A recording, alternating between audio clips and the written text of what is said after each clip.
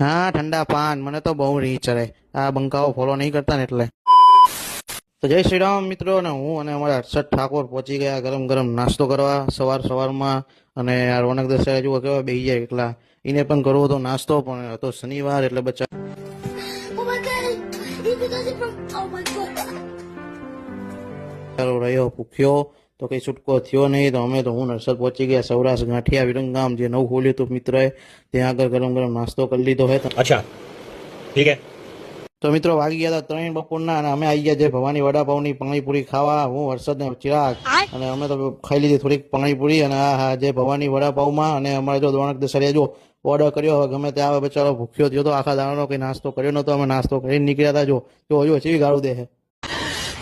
साले को बम से उड़ा दूंगा। અને પછી મિત્રો અમે તો આવી ગયા ઘડીક મોલમાં રખડવા, અને અમારા जलवा है हमारा।